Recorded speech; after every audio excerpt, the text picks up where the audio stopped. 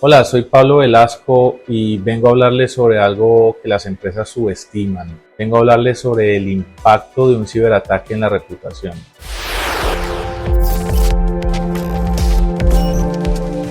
El 60% de las pequeñas y medianas empresas que sufren un ciberataque cierran sus puertas en menos de 6 meses. Y estas empresas cierran sus puertas no por pérdidas técnicas o legales, sino por algo que es mucho más difícil de reemplazar: la confianza de sus clientes. Y es que un ciberataque no solamente expone datos, un ciberataque acaba con tu reputación, rompe tus relaciones de confianza y afecta tu marca. Miremos algunos casos de la vida real. En 2017, una compañía llamada Equifax, conocida por prestar servicios de información, sufrió un ciberataque. Luego de ese ciberataque, sufrió una brecha de 147 millones de registros. Lo peor de todo, sufrió una pérdida de 30% de su valor en la bolsa. Posteriormente, el CEO de dicha compañía tuvo que ser despedido. Y es que el daño reputacional de Equifax después de la brecha duró años, mucho tiempo en poder recuperar esa confianza con los clientes. En 2022, el grupo Lapsus atacó a Despegar y a otras empresas dentro de Latinoamérica.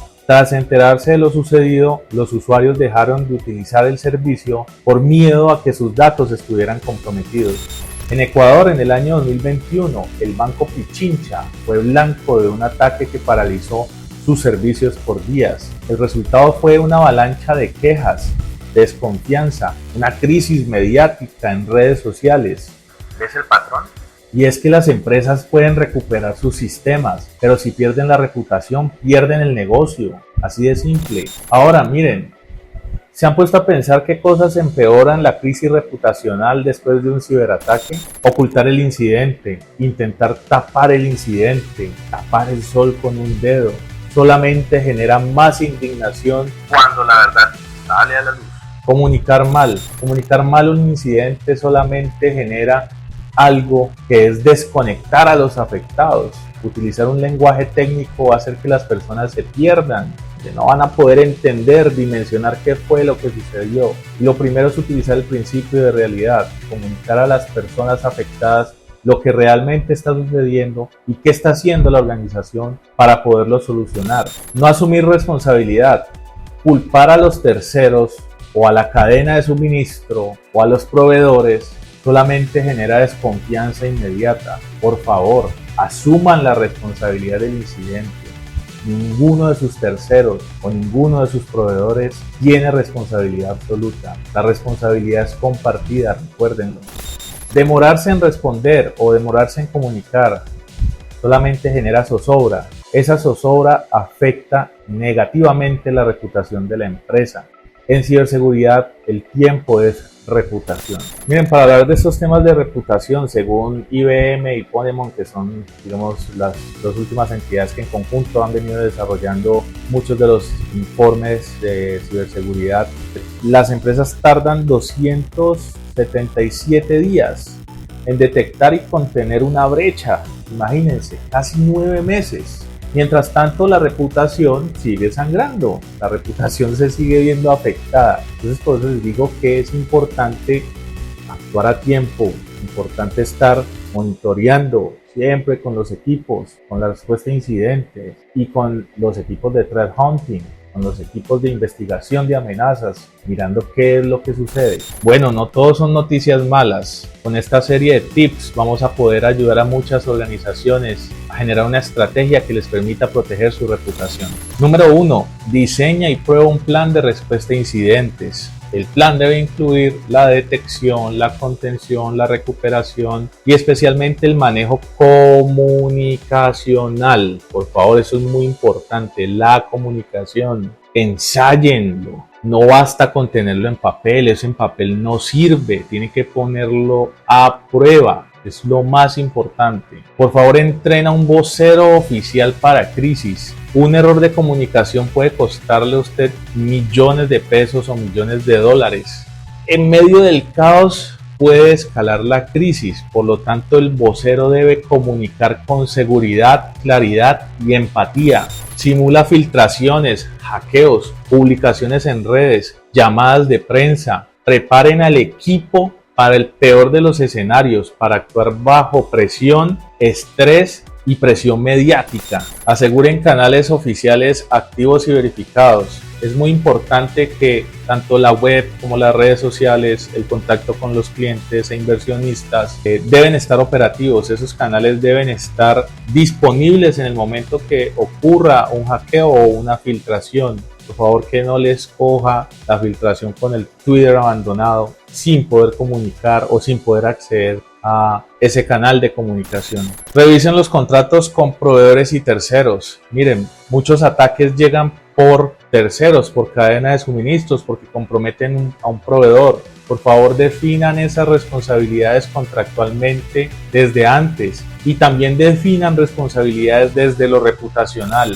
Por favor, monitoreen la reputación de sus organizaciones de manera digital, en tiempo real. Ahora se utilizan muchas herramientas de escucha social, alertas de Google, rastreo en la Deep Web, rastreo de menciones en medios que les permiten a las organizaciones anticiparse y preparar el equipo de atención o el equipo de crisis ante una eventual brecha o hackeo. Miren, aquí viene lo realmente importante. Aquí es donde muchas organizaciones ganan o pierden esa batalla de la confianza con su público. Lo técnico es importante, pero lo comunicacional en estos temas es crítico. Activen un comité de crisis. Este comité debe incluir seguridad, comunicaciones, la parte legal y la alta dirección. Por favor, es muy importante que se incluya siempre la alta dirección. Tomen decisiones conjuntas y eviten contradicciones. Preparen muy bien el comité ante una eventual crisis. Informen primero a sus empleados clave. Eviten que se enteren por rumores.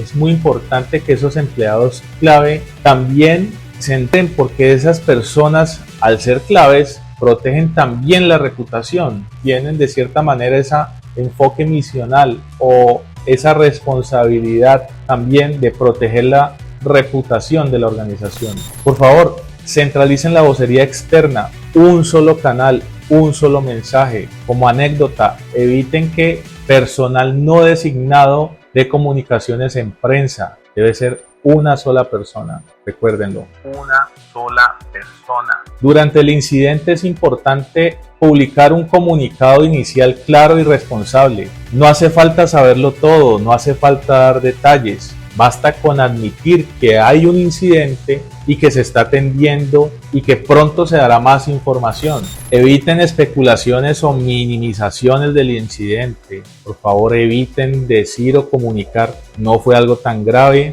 fue algo que ya pasó, fue algo pequeñito. Eviten decirlo. Tampoco culpen a nadie sin pruebas, por favor. Es importante evitar culpar al tercero, a su proveedor. La transparencia genera más confianza que la negación.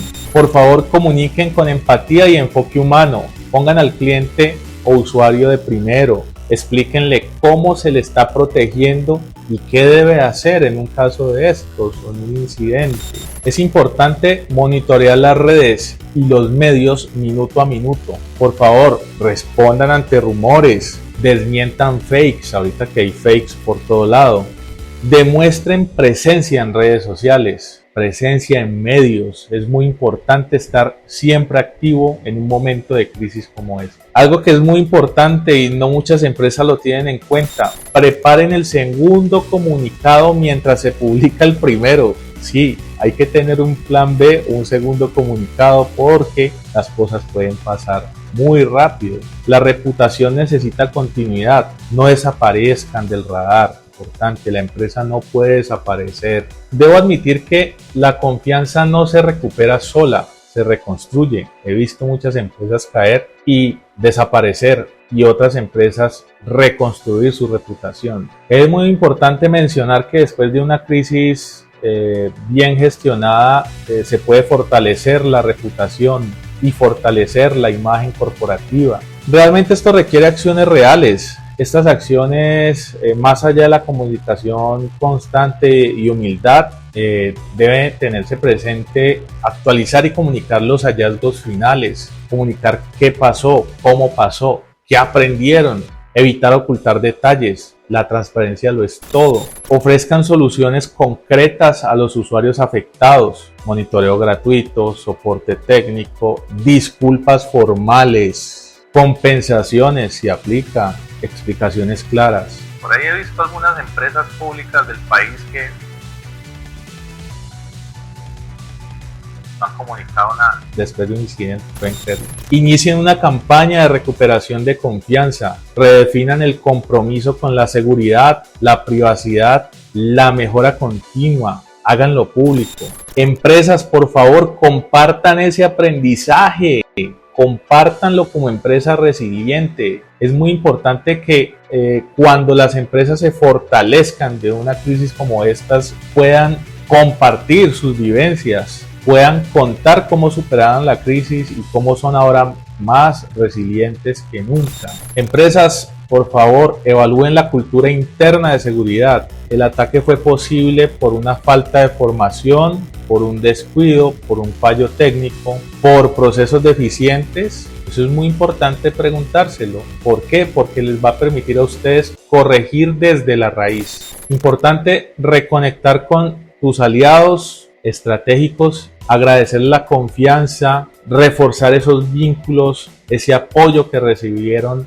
en medio de la crisis y comunicar que ahora son una empresa más fuerte. Miren, voy a dar un ejemplo de lo que para mí ha sido la mejor gestión de crisis de una compañía. La compañía se llama Apple. En 2014 Apple enfrentó un escándalo de una filtración relacionada con fotos íntimas de celebridades. ¿Qué hizo Apple? Apple, mediante una revisión técnica detallada, se dio cuenta que las fotos fueron adquiridas por ciberdelincuentes debido a muchos ataques de ingeniería social, donde lograron comprometer las cuentas de muchas celebridades. ¿Y qué hicieron inmediatamente? Reforzaron su sistema de autenticación. Esto es algo muy técnico.